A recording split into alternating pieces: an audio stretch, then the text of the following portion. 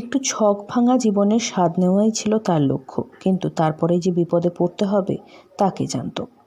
মাহুতের নজরের আড়াল হতেই গর্তে পা আটকে গেল এক কুনকি হাতি।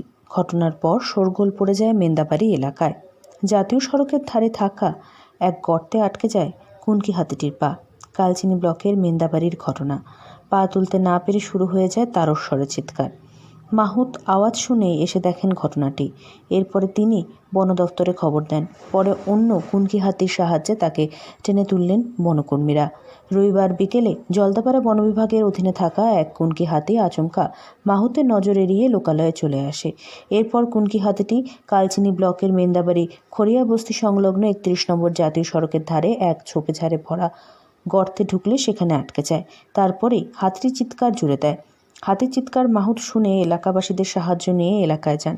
নিজের চেনা হাতি দেখে তিনি প্রথমে তাকে সাহায্য করার জন্য এগিয়ে যান, কিন্তু হাতিটি বের হতে পারছিল না। অপরদিকে কুনকি হাতির খোঁজে ঘটনাস্থলে ছুটে আসেন অন্যান্য বনকর্মীরা।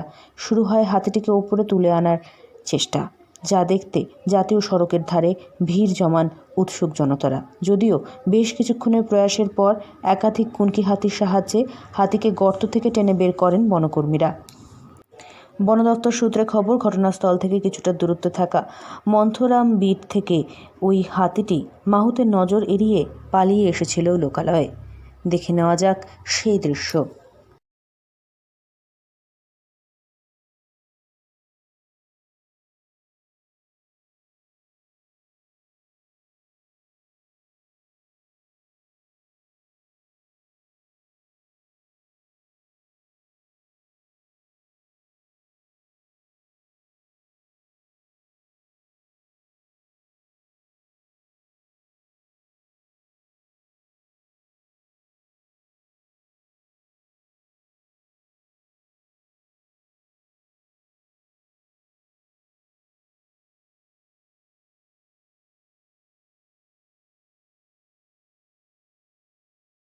আলিপুরদুয়ার থেকে অনন্যা দের রিপোর্ট, লোকাল 18 বাংলা।